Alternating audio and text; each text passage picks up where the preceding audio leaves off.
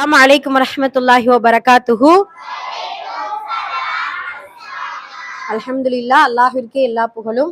அல்லாஹ்வுடைய கிருபையினால நம்மளுடைய மதரசாவுல ஒவ்வொரு வார சனிக்கிழமையும் இதர பாடங்களை நம்ம பார்க்குறோம்.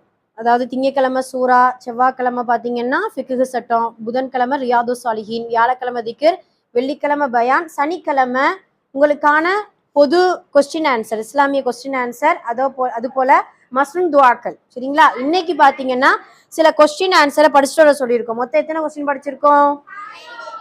23 கொஸ்டின் படிச்சிருக்கோம். ஈமானை பற்றிய கொஸ்டின் ஆன்சரும் அப்புறம் ஒரு 12 நபிமொழிகளையும் நம்ம படிச்சிருக்கோம். அல்ஹம்துலில்லாஹ். அதுல இருந்து கொஸ்டின் கேட்கலாமா? சரி, எல்லாருக்கும் ஒவ்வொரு கொஸ்டின் நல்ல முறையில கேள்வியை கவனிச்சு புரிஞ்சு பதில் சொல்லணும் இன்ஷா அல்லாஹ். ஓகேவா? சரி, ஃபர்ஸ்ட் சப்ரீனா.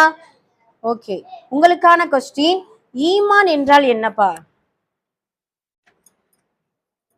சொல்லுங்க. அதுல கையில வச்சுக்கலாம். அல்லாஹுடைய சட்டதிட்டங்களை மனதால் ஏற்று நாவால் மொழிவதற்கு ஈமான் என்று சொல்லப்படும். ஓகே, அல்ஹம்துலில்லாஹ். அதுக்கப்புறம் பாத்தீங்கன்னா யாசீன், ஈமான் எத்தனை வகைப்படும்?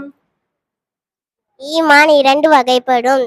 ஈமான் முஜ்மல், சுருக்கமாக ஈமான் கொள்ளுவது. ஈமான் முபஸ்ஸல், விரிவாக ஈமான் கொள்ளுவது. மாஷா அல்லாஹ், மாஷா அல்லாஹ், ரொம்ப அழகா சொல்லிட்டீங்க. அதுக்கப்புறம் அடுத்த கொஸ்டின், ஈமான் பறிப்போய் விடுமோ என்று ஈமான் நம்மில் நிலைத்திருக்க என்ன செய்யணும்? ஷிஃபா, அப்படியே உட்கார்ந்துட்டே நீங்க சொல்லலாம்.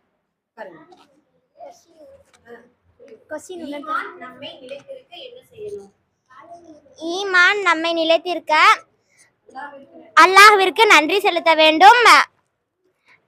ஈமான் நம்மளை விட்டு போய்விடுமோ என்று பயப்பட வேண்டும். ஈமான் கெடுக்கக்கூடிய காரியங்களிலிருந்து ஒதுங்கி இருக்க வேண்டும். மாஷா அல்லாஹ், மாஷா அல்லாஹ், ரொம்ப அழகா சொன்னாங்க. ரொம்ப முக்கியமான கொஸ்டின்.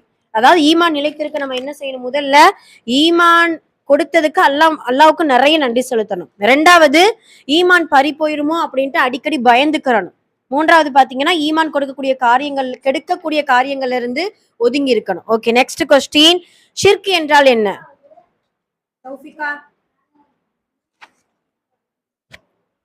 அல்லாஹ்வின் சட்ட திட்டங்களையும் அல்லாஹ்வின் சக்தியிலும் பண்புகளிலும் மற்றவருக்கு இணையாக ஆக்குவதற்கு ஷிர்க் என்று சொல்லப்படும். மாஷா அல்லாஹ், ரொம்ப அழகா சொல்லிட்டாங்க. அதுக்கு பின்னாடி குஃப்ரி என்றால் என்ன?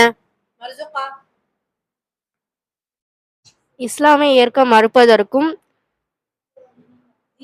தீனின் ஆதாரங்களுடன் கூறப்பட்ட விஷயங்களை மறுப்பதற்கும் குஃப்ர் எனப்படும். மாஷா அல்லாஹ். அதுக்கு பின்னாடி கபரில் எத்தனை கேள்விகள் கேட்கப்படும்? கஃபரில் 3 கேள்விகள் கேட்கப்படும். உன்னுடைய இறைவன் யார்? உன்னுடைய நபி யார்? உன்னுடைய மார்க்கம் என்ன? மாஷா அல்லாஹ். கபரில் கேட்கப்படும் கேள்விக்கு உண்மை முஸ்லிம்கள் எப்படி பதில் சொல்லுவாங்க? ஹைருனிசா. என்னுடைய இறைவன் அல்லாஹ், என்னுடைய நபி முகமது நபி ஸல்லல்லாஹு அலைஹி வஸல்லம், என்னுடைய மார்க்கம் இஸ்லாம் என்று உண்மை முஸ்லிம்கள் கூறுவார். மாஷா அல்லாஹ், ரொம்ப அழகா சொல்லிட்டாங்க. அல்லாஹு தஆலா கபர்ல கேட்கக்கூடிய கேள்விக்கு நம்ம எல்லாருக்குமே பதில் சொல்லக்கூடிய பாக்கியத்தை அல்லாஹ் தரணும். அதுக்கப்புறம் பாத்தீங்கன்னா கபரில் கேட்கப்படும் கேள்விகளுக்கு காஃபிர்களும் பாவிகளும் என்ன பதில் சொல்லுவாங்க? முஸ்லிம்கள் நல்ல முறையில பதில் சொல்லுவாங்க, பாவிகள் என்ன பதில் சொல்லுவாங்க? ஆஹா, எனக்கு தெரியவில்லை.